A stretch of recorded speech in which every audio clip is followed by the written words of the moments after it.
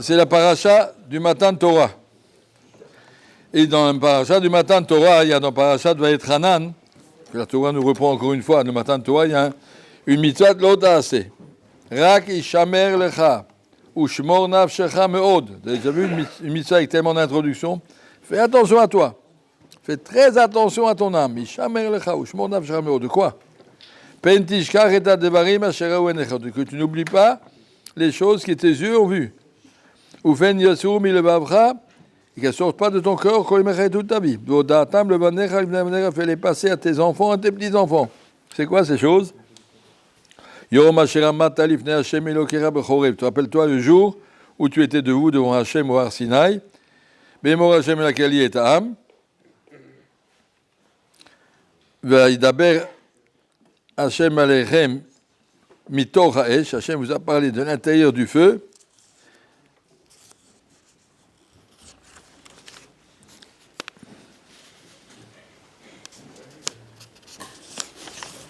Et la Torah nous explique encore un petit peu plus comment c'était ce feu.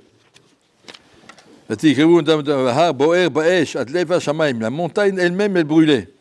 On peut brûler du papier, on peut brûler. Il y a des grands feux, ça peut brûler même les maisons, mais ça peut brûler. Toute la montagne était en feu. Chosher, Anan, Arafel, 3 mechitzot. Chosher, puis Anan, puis Arafel, tout ça autour. Et il y avait des tremblements de terre et des chauffarot, comme on a vu en paracha, kol ha-shofar chazak meod. Akadosh Baruch Hu voulait qu'on écoute ce Matan Torah. Il y a marqué dans le paracha du Matan Torah cette semaine, dans Yitro,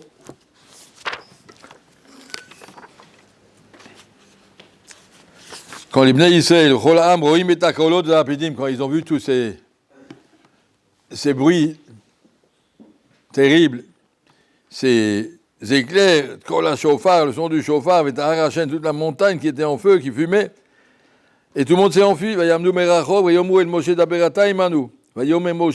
a dit au peuple, Al tiraou, n'ayez pas peur. Qu'il va vous naso d'être de jour est là pour vous grandir, pour que vous ayez la yirat shamaim, pour que vous ne fassiez pas d'avérout. N'ayez pas peur, tout ça c'est pour vous faire peur. Ça veut dire quoi? N'ayez pas peur de la grandeur du Mahamad, je voulais vous montrer un petit peu l'importance des choses, un tout petit peu pour qu'on comprenne que l'autre est état ou qu'on n'arrive pas à une avéra. Si tu veux expliquer à quelqu'un que des fils de 100 000 volts, c'est très très dangereux, alors qu'est-ce que tu fais? Tu en fais toucher un autre, ça fait un court-circuit, des étincelles, des feux. Vous avez compris? Alors, ne montez pas, je ne t'ai pas dit de toucher à ça, normalement ça ne vous concerne pas, mais ne touchez pas une avéra, c'est 100 000 volts, ça fait des grands. Le littérateur de Kadosh Baruch Hu vous a montré ça, des choses importantes. Comment c'est marqué sur ce Matan Torah? C'est marqué Vayit Yatsevu Tachat Ahar. Ça, c'est la phrase la plus difficile à comprendre. Vayichrad Kol Ahar Meod, la montagne tremblait. Vayotse Moshe et Am Likrat Elokim Min HaMachane. Kadosh Baruch Hu a dit au Am Israël, venez, Matan Torah, venez, tout le monde est venu. Ils étaient au bas de la montagne. Rachid Tartit, c'est pas dire le bas de la montagne, Mazé Tartit, tout le monde connaît.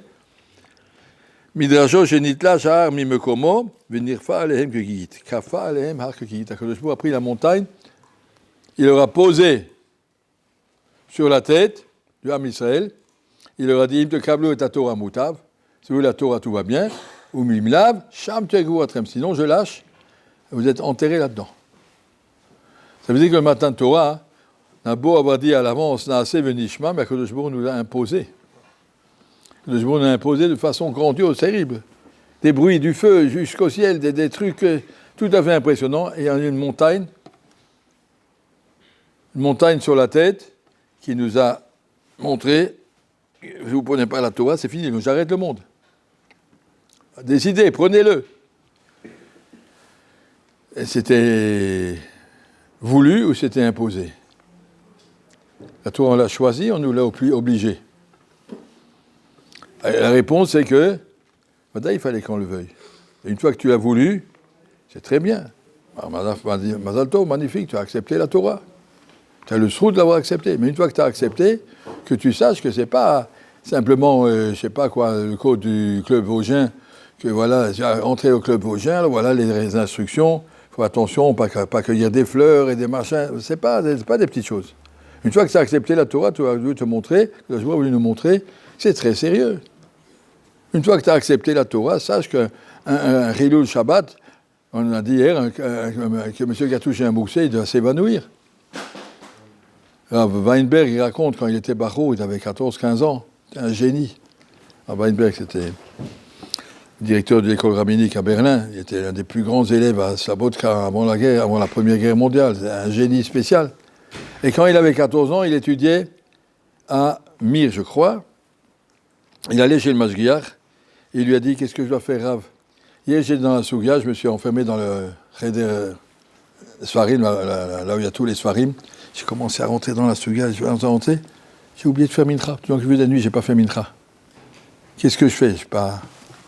Alors, Mashgiach lui a dit « Je ne sais pas, demain, il y a Rav Urbert qui vient, Rosh Shiva de Kamenitz, Birkat Shmuel. Il va venir demain ici, et tu lui demanderas. » Bon. Alors, le lendemain, quand Abou Urbert est venu, le Bachor l'a raccompagné à l'hôtel. Et lui dit « Rav, je voulais vous demander quelque chose. » Et il a raconté. Le Rav le regarde. « Tu n'as pas fait Mincha du tout ou tu n'as pas fait Mincha de Tzibour ?» « Non, pas du tout, j'ai sauté complètement. » Le Rav s'est évanoui sur place. Tombé par terre. Pas fait Mincha, un Bachor qui n'a pas fait Mincha. Il ne pouvait même pas imaginer. C'était pour lui une telle souffrance, il s'est évanoui sur place. Après, ils l'ont réveillé, ils l'ont ramené et tout ça. Il a dit au Mashgiach, le Bachor, il a dit au Mashgiach, vous savez ce qui est arrivé? Il a dit, c'est exactement pour ça que je t'ai dit d'aller lui parler. Parce que moi, je n'arrivais pas à m'évanouir, mais lui, je sais, tu lui dis un truc pareil, il ne peut pas tenir. Et sans se rendre compte, c'est ça le matin de Torah. Une fois que tu as accepté la Torah, c'est plus. D'accord, c'est bien, on a accepté. C'est pas simplement un petit club. Maintenant, regardez comme c'est sérieux. Le matin de Torah, c'est quelque chose. Et un Chilul Shabbat, c'est un Chilul Shabbat. Et un manqué Mincha, c'est manqué Mincha. Khalila, c'est des choses, on ne se rend pas compte.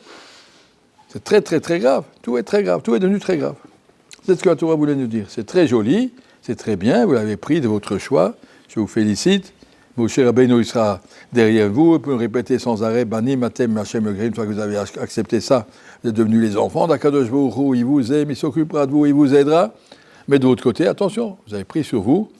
Si tu veux dire, tu es devenu conducteur d'un avion de chasse qui roule à 1200 km/h, eh bien, on ne peut pas s'amuser à fumer une cigarette ou à rigoler, boire un coca pendant qu'on roule. Ça roule trop vite.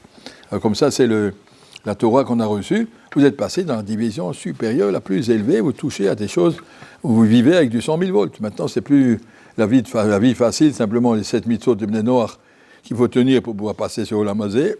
Vous voulez préparer Olam Haba. Préparer Olam Haba, c'est tout ça. Tout le chasse, tous les Rishonim, tout le Mishnah, tout.